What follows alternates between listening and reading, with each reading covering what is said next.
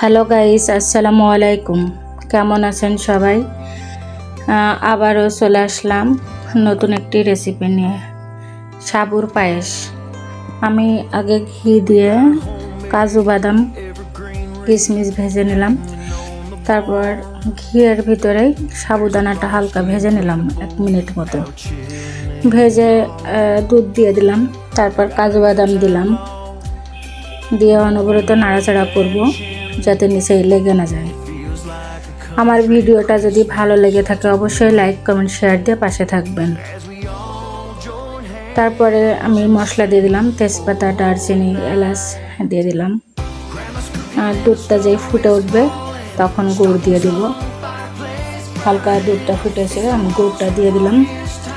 মূলত আমি খাজুরের গুড় দিয়ে রান্না করব পায়েসটা, সাবুর পায়েসটা। খাজুরের গুড় দিয়ে রান্না করলে একটু স্বাদ বেশি হয়।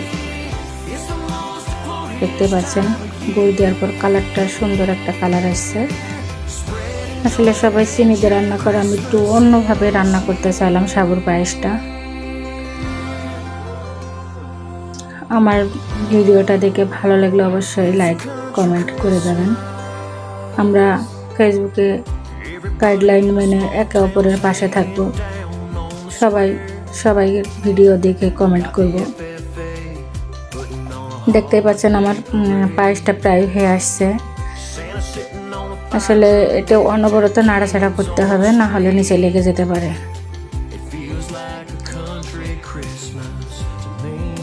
ভিডিওটা দেখে ধাক্কা মারবেন না, ভিডিওটা দেখবেন, দেখার পরে একটা সুন্দর গঠনমূলক কমেন্ট করে যাবেন। আমি যাতে আপনার পরিবার থেকে ঘুরে আসতে পারি, আপনার পরিবারে যাওয়ার একটা রাস্তা করে দিয়ে যাবেন। সবাই আমরা একে অপরের পাশে থাকলে অবশ্যই সফলতার মুখ একদিন দেখতে পাবো। আসলে ফেসবুক জগতে হিংসাহিংসি না করে সবাই সবার পাশে থাকাটাই মূলত আমি মনে করি ভালো। আমি প্রতিদিন অনেক ভিডিও দেখি, কমেন্ট করি, লাইক করি। মানে প্রতিদিন ভিডিও দেখতে হবে বেশি বেশি, রিচ এঙ্গেজমেন্ট ধরে রাখার জন্য।